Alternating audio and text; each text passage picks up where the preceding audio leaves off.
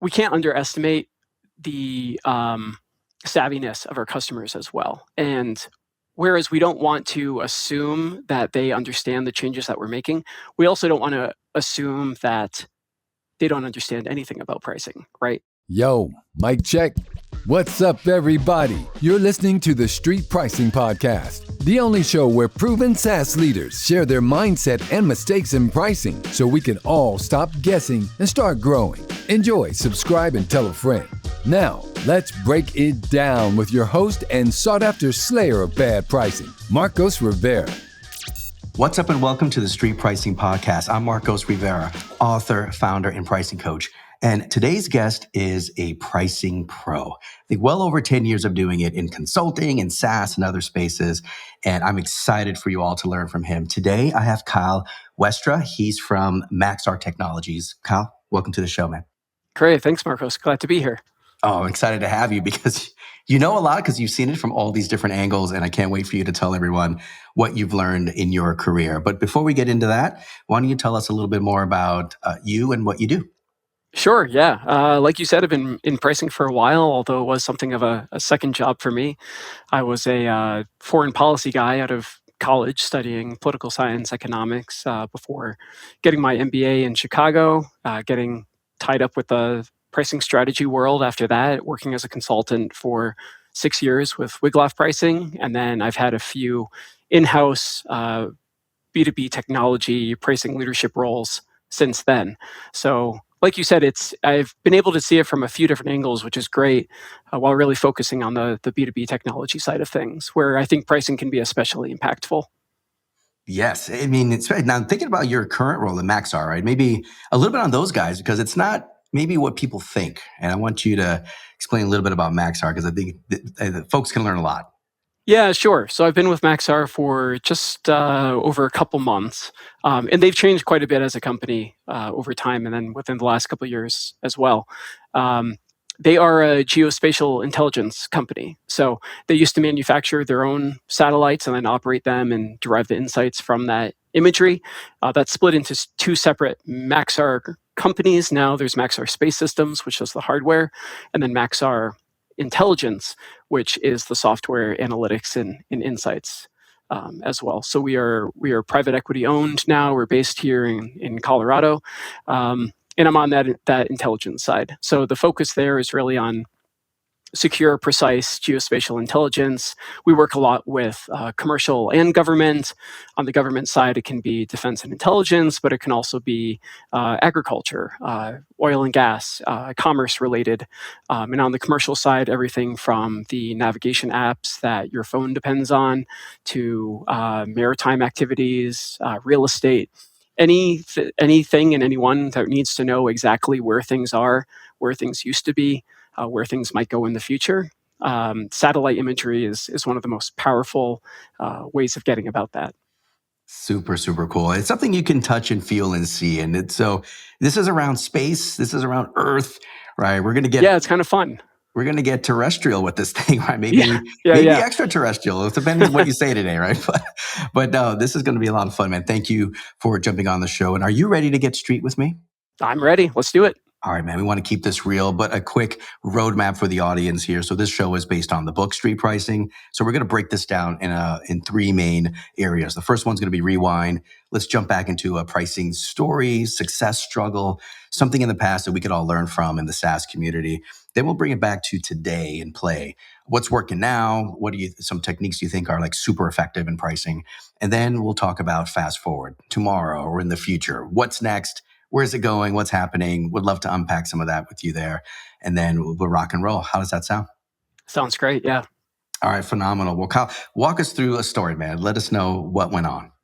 Sure. Well, one of the great things about consulting is you get exposed to so many different types of companies, so many different situations, everything from high-level business strategy to the real nuts and bolts of, okay, how do we actually implement this new pricing model, or how do we enable sales on these changes? How do we get an analytics team really up and going? But I thought a good story to walk through for this audience would be something that I did at my previous role with Bloomreach, which is e-commerce technology, B2B technology as well. during my time as head of pricing strategy there. And one of the things that we had to work on pretty quickly in my tenure there was something that in some ways was a minor shift to a pricing metric, but in other ways was a really monumental shift. And kind of threading that needle of figuring out how best to communicate this, how best to operationalize it, and how best to really deliver the change that was promised here took up a lot of time, took up a lot of effort, but I think continues to pay dividends. So Bloomreach is e-commerce marketing as well as search optimization on websites. On the search optimization side, there was a change to the pricing metric that we wanted to deliver, changing the pricing model from a per page view pricing metric to a per API metric. So it sounds relatively straightforward, and in many ways it was. Those two metrics align pretty well with each other, but there were some aspects in which APIs fit better than page views. So when you're looking for a pricing metric, especially on the software side, I think especially on B2B as well, some of the characteristics of a good pricing metric are that it's simple, understandable, it's transparent, everyone can see what it is, it's objective, everyone agrees on the same number, it's fair, so it treats similar customers similarly, it's value aligned, so it makes it easier to sell and easier for customers to buy. It's cost aligned, so you know that as customers grow with you, you're protected on the margin side. And growth aligned, it's something that as customers use more of it, you do a better job and you get paid more accordingly. So without getting into too many details, there were some aspects in which how the product worked, APIs were a better value metric. They were more transparent as well. Everyone's definition of an API aligned, whereas page views, it can differ whether you're looking internally or using Google Analytics or a separate tool like that. So again, in some ways, it was a pretty small shift, but in other ways, it completely locked us in a good way to all of those different criteria that I mentioned. Another important one is since a lot of the technology costs for a company like this are AWS or another cloud server, it really collapsed us along that cost alignment line so that we knew as customers are using our product more, we aren't finding ourselves in situations where accidentally our costs are ballooning, but the usage isn't, something like that. So it was relatively simple, but relatively powerful as well.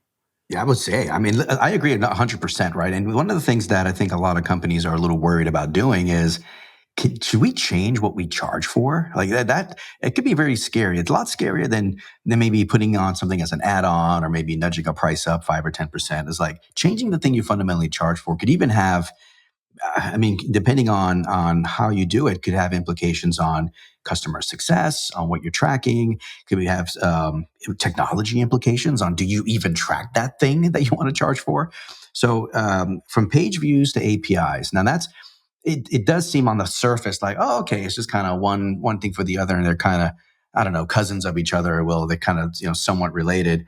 But I'm sure somebody, as you were looking at the page view metric, just before you decided to go down this path of API, you probably saw that page views wasn't quite working as well as you were hoping. Did you see any symptoms of a problem to even go down this path and change it in the first place? Yeah, so those had been identified even before I joined, but there were some issues, like I alluded to, where usage could get out of whack with cost or with value alignment. For instance, I believe it was mobile views wouldn't necessarily trigger a page view in the same way, but we would still be delivering the same type of value we would as in a browser experience. Similarly, like I mentioned, it wasn't a objective metric. There were always disagreements between how customers saw their own page views, how we saw them. And that just created a customer success mess, frankly. It made sales life and account management's life much harder than it had to be. And it caused unnecessary friction, was a churn risk. So I think what you're getting at too, and you're absolutely right, is that even if on paper something like this looks slam dunk, it's a huge change management initiative, an opportunity as well. Customers understandably, if we're touching something as sensitive and as core to the model as a price metric, immediately think that we're trying to screw them over somehow or that their bills are going to skyrocket. So this requires a lot of analysis into what customers have been paying, what they would be paying in order to fine tune what those price points should be so that customers are treated relatively the same afterwards as they are before, if that's appropriate. Now, if there are situations in which customers have been getting a screaming deal or customers have been overpaying, those are both situations in which, in the name of fairness and transparency and long-term customer relationships, we should start trying to bend those needles and getting them back into parity with the rest of their customer segment, whatever that should be. And those can be difficult conversations on either side. So really spending a lot of time with our own internal sales team explaining why we're doing this, helping them develop talk tracks for different types of customers, and really positioning ourselves as partners throughout this process, helping to develop better dashboards for tracking. It's super, super critical to successful operationalization, but also on the execution side. Because if sales doesn't understand why you're doing something, if they're not able to communicate it, the whole thing is going to fall apart. I completely agree. I always say sales will prove your pricing right or wrong, whether or not it's right or wrong. And so the idea is they need to buy in, understand it, also understand how it helps them win, helps customers win, helps the company win. All right, so you get that alignment all the way around. And no doubt about it, like I feel like you're really pointing on some really important things for folks in that it's, even though it's on paper, page views, API seems like a done deal, but all these things in the background starts to leak out. And when you change a value metric, when you're charging for like users and now you're charging for channels, or you're charging for GB and you used to charge for something else, like you'll find in your customer base, and here's where it gets a little scary, that there's some, in the new model, you'll find folks that will be paying freaking 3x, 5x more than what they're paying now, maybe 10x. And then you have others that the price actually might go down for them under the new metric, right? And now you got to figure out like, oh crap, like how do we have these tough conversations, from one side of, hi, your price is about to go up 10 times to, let me give you money as I give you value, right? I mean, obviously that's not how you run the convo, but those are real things that real companies have to worry about. And so you made the shift, right? Everybody was on board with this page view to API thing. You did it, but you already started talking about getting sales alignment and all that fun stuff. But let's dig a little bit more into that. So what happened as you were executing and rolling this out? How did you manage this thing?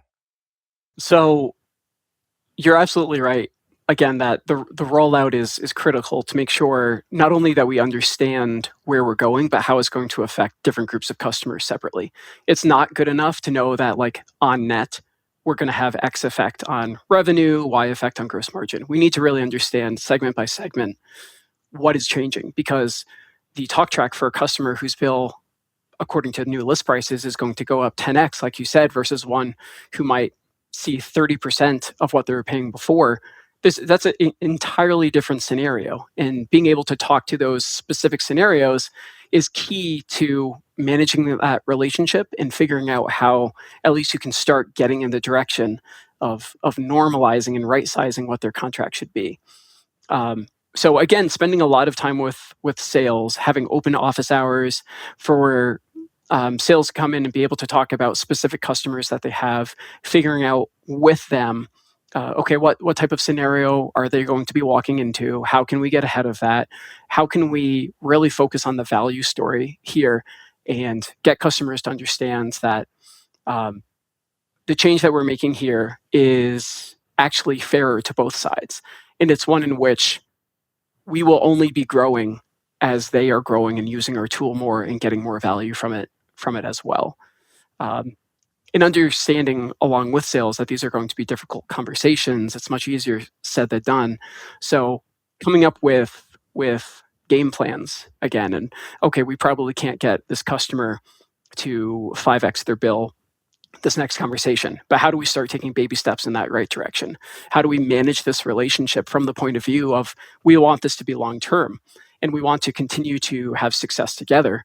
So how do we use that as our frame of mind, not like immediately and naively demanding that they get to list price, but kind of walking with them continuously down this path of, okay, how do we how do we continue to make a better relationship together? So again, spending a lot of time, open office hours with sales, being able to get into really granular specifics, customer by customer, which of course it requires us and kind of our own internal customer success point of view to make sure we've done all the work necessary to understand what actually is it that we are proposing and how does that affect customer by customer, and able to pull in those numbers to show that we've done that type of homework, that we really understand the implication of what we're doing down to the customer by customer level, and are able to help sales understand how to have that conversation. Yeah, I love this a lot because the segmentation carries over a little bit more, right? So now you understand the sort of the data, the information that went into the impact of these different groups of customers. But I like the office hours approach. That's pretty cool. I mean, it's basically like joint game planning, like how we're going to solve for this together. So sales doesn't feel like, you're trying to like pull a fast one on them and, make it harder for them to hit quota, right? Or that it's an ivory tower thing where we're coming up with plans in the background and then just expecting them to operationalize it. It frankly wasn't something I had really done before, and the recommendation came from one of my colleagues there, but it was fantastic, and I'm definitely going to do it again. Team, I want to take a quick pause here to ask you for a huge favor that'll mean a lot to me. Please review and share the show. Share it with your team, your friends, your peers. Not only will it help them stop the guesswork in pricing, but it'll also help you and increase the chances that you'll take action and change for yourself. All right, much love. Now back to the show. Nice. So now that you got sales working, you got a process within the joint game planning. Here's the proof for the data that talks about how we want to approach this stuff. I love the scenarios, scripting and all that ahead of the conversation. That's going to be big. But now, okay, they're cool and you're rolling this thing out, right? And inevitably, you're probably going to get some customers that are fine. And then you'll have a group that are like, completely ticked off that you even touched the model in the first place, right? So give me a sense for how do things play out with that whole rollout from page views to APIs. Yeah, and I'll just add that there is a third customer bucket where they get it immediately and they're like, fantastic, where do I sign? We had like a whole migration plan planned, but as part of that, we actually had customers asking to get onto this model sooner rather than later. So I think we can't underestimate the savviness of our customers as well. And whereas we don't want to assume that they understand the changes that we're making, we also don't want to assume that they don't understand anything about pricing, right? It's an inherent part of their business relationship with us as well. And they're going to spend a lot of time with it. So it's, again, kind of a tricky needle to thread, but in consulting and in this situation, there are situations where customers, they get it. They almost get it faster than we expect. And so those can be great customers to migrate early. We have a little bit more goodwill with them, perhaps. We'll learn as we migrate them, okay, this worked better than we thought. That worked worse than we thought. Kind of continuously to develop that talk track. Have some internal champions too, both on the sales side. If they have a good conversion, like, okay, they have some good confidence. But can also use that customer as an example, sometimes even as almost like a reference to other customers as well, if it's that type of industry, to help understand why this migration makes sense, or at the least is not a gotcha, is not pulling out the rug underneath them. But you're absolutely right. Most customers kind of fit in that middle ground of like, okay, or absolutely not. So it's tough. It is tough. I'll tell you why I said that. I mean, the reason being, because you're 100% right. But the ones that are in your mind as you're rolling this out, sitting at a SaaS company, trying to, you're getting a little bit nervous that this new pricing is about to hit the streets. You got, 2,000-3,000 customers and they're about to see new pricing and so on. If you didn't prepare with sales, write the scripts, get the data in your hands, and you just kind of, blanket rolled everything out to everybody, I would be nervous because you're treating everyone the same and different customers are going to react differently, right? But what I love about your approach is that you kind of broke it down. And I think that's the big takeaway for a lot of these, SaaS folks out there is, you don't want to just roll out in a reckless way, a new pricing metric for everybody and say, here's a new one, you convert or die, right? Type of thing. That's a really bad approach, by the way. But your customers, like you said, are not as maybe blind or dumb as you may think, but they're also not as savvy and all-knowing as you may think. And so I think the idea is not to over-index either end. They'll get it. It's fine. As long as you're clear and they understand it, they'll get it. They can sniff out BS too, just like everybody else, right? And so you want to kind of, treat them as just, good, knowing people who kind of understand this kind of stuff, rational. You'll get the irrationals on the edge. That's okay. And those come in, but those aren't the only ones that you're serving. Okay. So I would optimize for, a reasonable customer that would understand this stuff and then roll from there. I wouldn't do anything too crazy on either end. I think that makes a lot of sense. And undergirding all of that is really this idea of just prepare as much as you can and over prepare. Because you don't know what type of customer you're going to be walking into. So you don't want to assume that they have a certain level of savviness or a certain level of understanding. Better to be pleasantly surprised than caught off your guard, of course. And on the irrational customer point of view, yeah, we need to understand that whether it's rationally irrational or just something completely out of the blue, there are all sorts of reasons why customers are going to balk at a change to their contract. Some of it is a negotiation strategy. Some of it, is maybe a symptom of other things going on inside the house. But regardless of what it is, I think the core message is the same around just being really clear on what the value story is. And like you said, not BSing. Even in the situations where you need to talk to a customer about increasing their bill,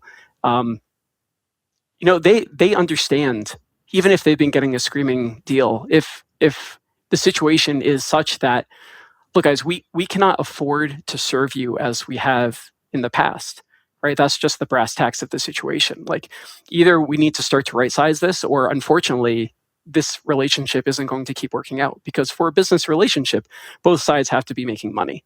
And if you're hemorrhaging due to the actions of a certain customer, you're better off not having that as a customer. Thank you. Ideally, you find a way to make that work. But at the end of the day, if someone is negative margin, you have to either right size that relationship or say, I'm sorry, try your luck somewhere else. Yeah. Now you're getting street with me. You're getting real now. You may have to tell that customer you're better served elsewhere, right? Yeah. Versus here. The big thing I want to make sure everybody's capturing too is that these preparatory steps, the over prepare, that's not something for the faint of heart. That's not something you do in a week's worth of work. That actually takes some thought and time to do it right? It makes sure that you're being a little bit more methodical. I think sometimes under the pressure of the board and some other things, you got to make the change, you got to roll it out, or do it from some other arbitrary time limit. It forces you to rush. And I think when it comes to things like changing a value metric, pricing metric, like the one you talked about, rushing, I think could be a whole load of pain and problems, I would say. 100%. There are some things in pricing that you can change relatively quickly and reverse course if you need to. List prices, relatively easy to change. Something as fundamental as a pricing metric or pricing model, you need to be really sure that you are taking the right next step, because continuously changing things like that just leads to confusion internally for your own operations and sales, and externally for the market, for your customers, for your competitors. So I could not agree more that this requires a lot of work, deliberation. This represented months of very close, detailed work. There you go. Man. Just to punctuate this whole thing, I got to know, so what happened? They said oh my God, we're so glad we did this because what, ARR went up, or LTV went up? What happened? Yeah, well, unfortunately, my visibility into the outcome of it disappears a little bit. I was there for a few months into the rollout. So like I said, there were some really positive signs in regards to some customers wanting to migrate even earlier than we thought, some other migration conversations going easier than we thought. I'm sure there continue to be some holdouts. That tends to be the nature of these types of businesses. And if it's a key enough customer, then you find a way to make that work. But I hope that they have continued to sign all new contracts onto this model, limit the exceptions as much as they can. And I know, because it's just a matter of algebra, it's just a quantitative fact, that this pricing metric is much better aligned with the value they're providing, their cost to serve, It's simple, it's objective, it's transparent. It's really somewhat unusual to find a pricing metric that checks all of those boxes. And I think they really hit it out of the park with this one. Yeah, absolutely. And those early signs, the customers are asking, can you please charge me this way? That's Right. usually a good That's a good sign. sign. Yeah, I love it, man. That's fantastic. Let's take us back from the rewind now to today. Yeah, And I'm curious to get your take on like what's working really well in pricing and packaging in your view. sure. Super high level at Maxar. It's a really solid company. It's been around for many years. It's seen a lot of success. It was public, like I mentioned earlier, got taken private. Um, so there's a really strong foundation there from which to build. I think um, the challenge there is kind of the classic innovator's dilemma of how do we ensure that we keep doing well what we do well, serve the customers that we serve super well, and continue to grow those relationships while innovating with new products, new customers, new use cases. The technology is always improving. The competitive landscape is getting crowded very quickly. So figuring out again how do we serve both of those markets essentially, and that goes for kind of the product suite as well. On kind of the most it's funny to call like satellite technology simplistic, but at the most simplistic level, there's like a raw image file that you can What's get complex about satellite imagery, of a right? metro area, right? Yeah. But in addition to that, there's all sorts of analytics and insights that you being Maxar or any provider could put on top of that kind of raw material. So it's also a question of like how much value add is the right value to add for every type of customer. Some customers just want that raw data and to do all the insights themselves.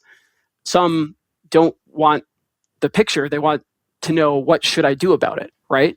So figuring out, and I think this is something that's true for a lot of B2B technology companies, is kind of where in that spectrum of I'm a raw material for other people versus don't worry about the raw materials, I'll tell you what to do about it. There are pluses and minuses of both of those. It's not a binary decision either. There's a whole gradient of where you can fall. But that's something that I think a lot of companies are thinking about right now, is kind of, again, where in that value chain do we fall, and does that vary for different types of products, for different types of customers? In which of those do we choose to serve, and which ones do we choose not to serve? Yeah, I think that makes a ton of sense because they may value something differently in that particular, for instance, the data versus the raw, because they're going to do something with it. So it's really knowing what your customer is going to do with your stuff is actually a really big piece of the puzzle in figuring out, okay, how do we frame this, all that. But you know, it's funny though, because I imagine a lot of your customers come from like either like government or military or something like that, right? And Yes. I'm curious because those are really tough folks to sell to in price in general, right? For any software. I'm not just talking about space and, GIS and all those things. I'm talking just for anything. They're really tough. And I'm curious if you've seen so far, I know you haven't been there for like that long, but sort of what seems to resonate with the government or military type of buyer in a pricing and packaging model, kind of what seems to work, or frankly, what doesn't work. And I think a lot of folks would take away a lot from there. But do you see Yeah. anything right on the quick? I know that you only been there a little bit. I am still wrapping my head around it, new to that kind of B2G, business to government side of things. But I think in some ways, it's not that big of a change. You still need to have a value story there. Your customers still need to understand what it is you're selling and how it helps them to solve their job or their mission. For IP heavy stuff like imagery, it's super important that you align on like what the use and what the licensing is like. So if you sell to one entity, can it share with every other entity within within its area, or is it confined just to that one group? That becomes super important, which isn't something I've really had to deal with before. That level of complexity for intellectual property.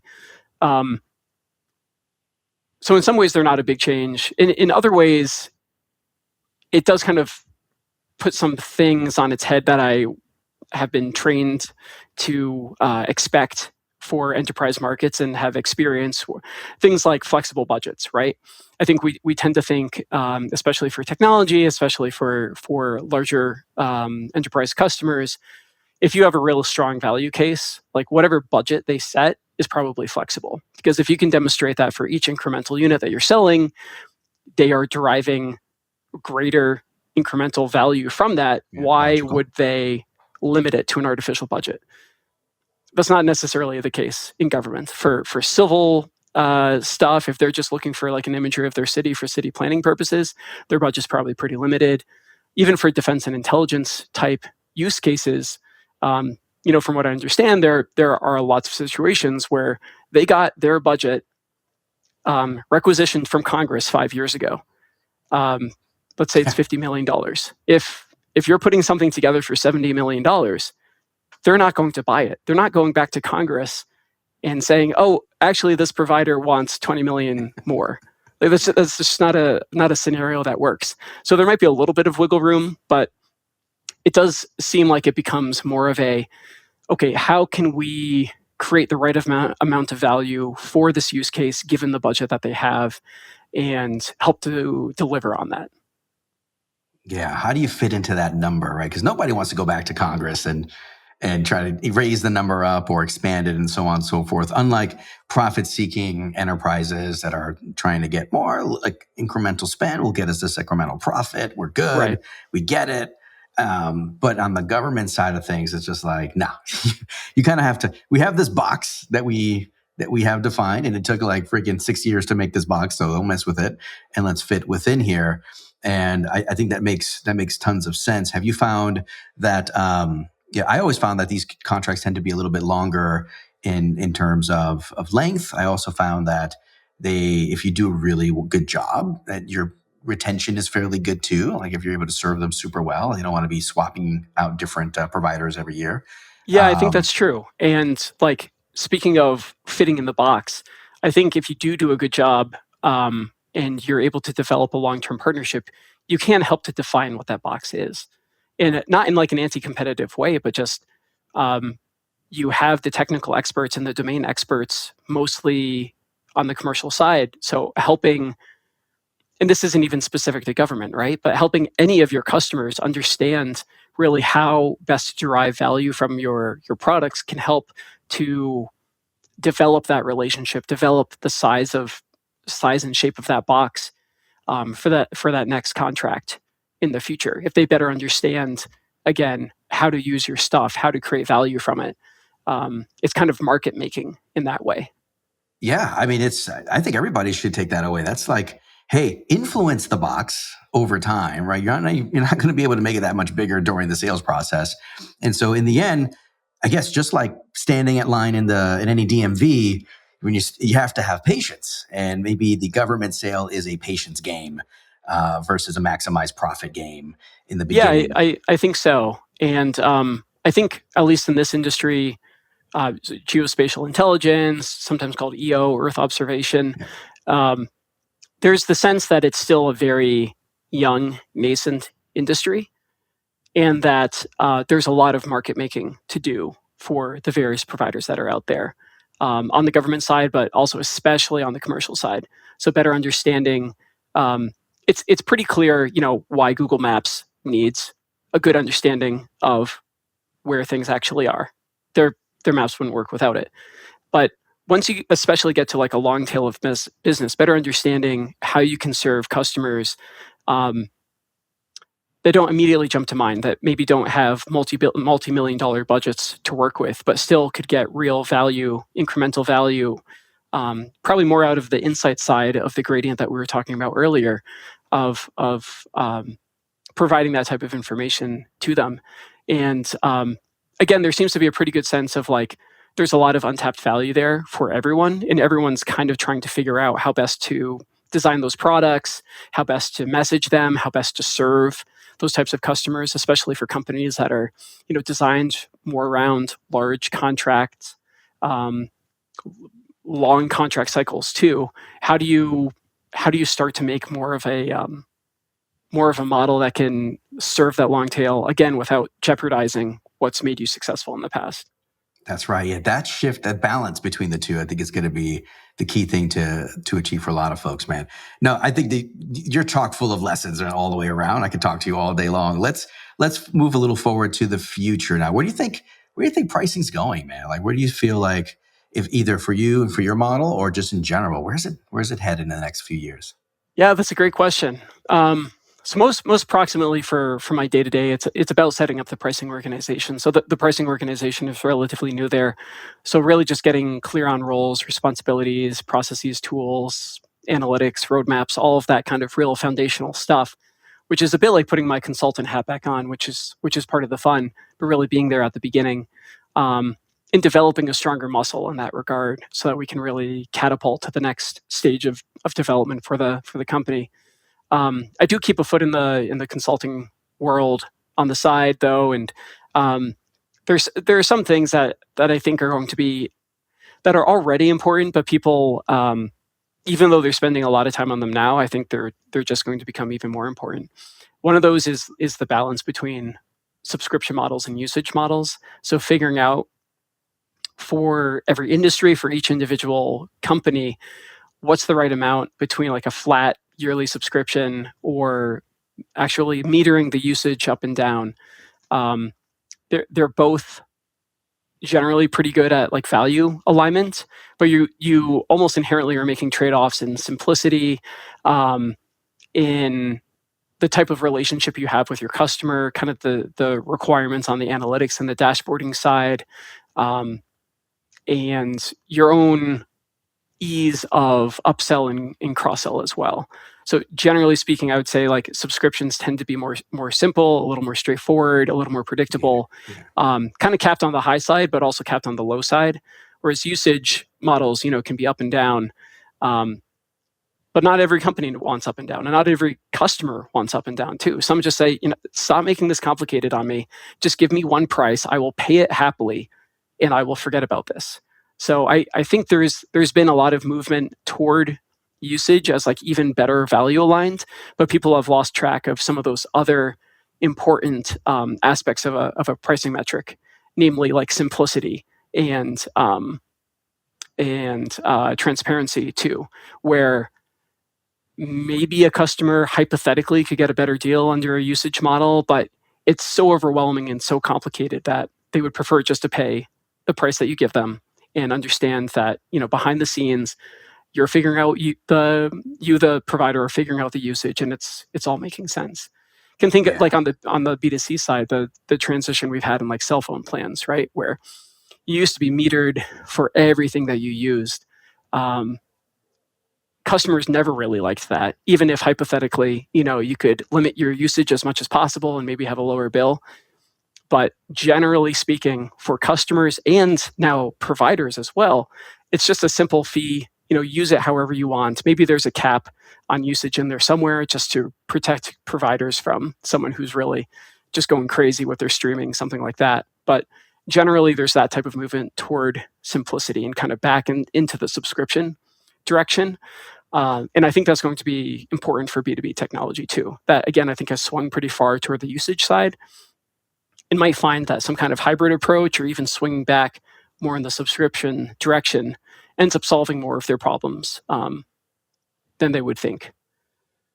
I think that's a pretty hot take. I think that's a hot take because a lot of companies are pushing down this usage-based is fair.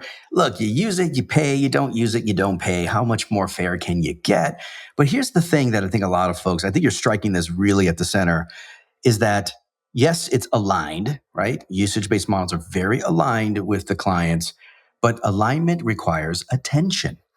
And That's if great. they have to pay attention to all this stuff, then it may not just be worth it. Just like, let me pay the freaking flat price or the subscription, whatever it is. I don't have to think about it, right? Which is, I think, a really important point that you pulled up there. I think a lot of folks listening can take that away as well. All right. And I would just add too quickly on that it requires so much more work operationally too, in terms of dashboarding and usage tracking. And now they've used additional units. Do you charge them a separate overage rate? Do you recontract them? Is there an upsell there? It's doable, and some companies do it very well, and it works really well for some companies. But that doesn't mean it's the path that every company should take. Yeah, and I agree with you there. No, we're not all snowflakes and AWSs at the end of the day, right? But Right. you're And there are opportunities to differentiate yourself by doing the opposite of what they do.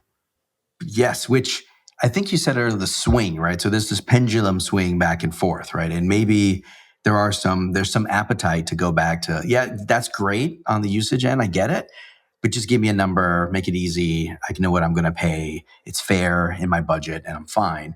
And like you said, it kind of caps the downside and the upside, the cap collar thing, right? So there's another, maybe an avenue for that in all this usage-based talk and hoopla. And I'm not against usage-based. I think it's great where it fits. No, same. But Yeah. I don't think it's and there are plenty of silver bullet. hybrid models too, where maybe there's kind of a foundational price per month, price per seat, something like that, and the usage aspect on top of that. And maybe it's 90-10 on the subscription, or maybe it's 90-10 on the usage. This is an avenue for a lot of experimentation, simulation, continuous improvement. Definitely.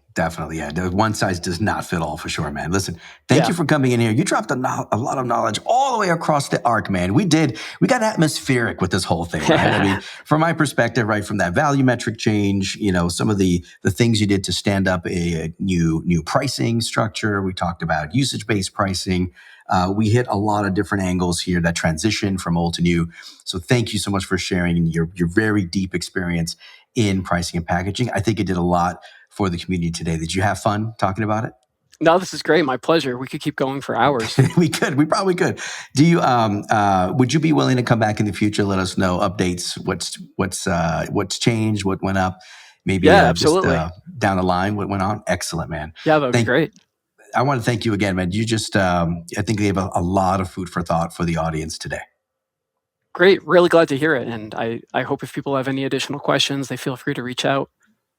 Oh, here's the thing. There is one more question, and it's my favorite question, which is your jam, your favorite song, music, whatever it was, growing up, so we can learn about Kyle. What was it?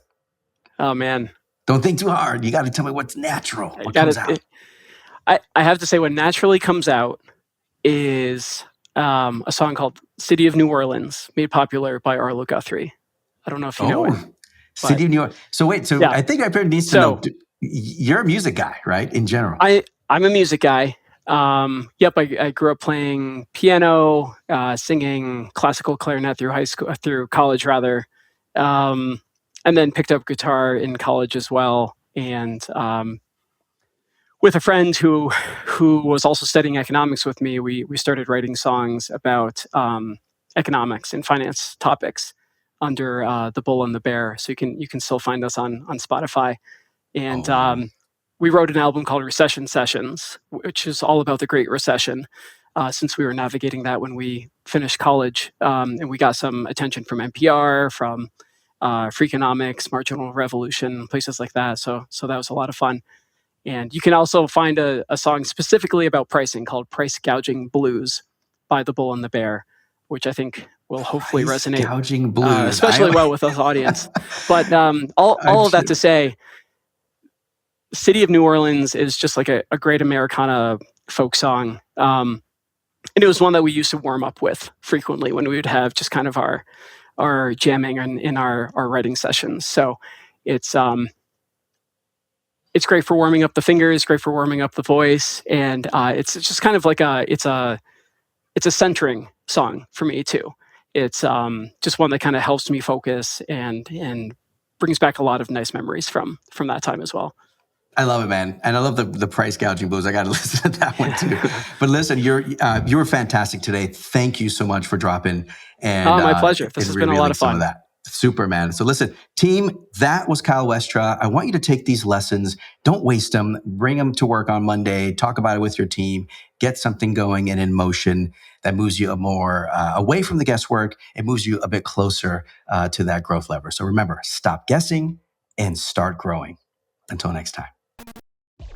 Thank you and much love for listening to the Street Pricing Podcast with Marcos Rivera. We hope you enjoyed this episode and don't forget to like and subscribe. If you want to learn more about capturing value, pick up a copy of Street Pricing on Amazon. Until next time.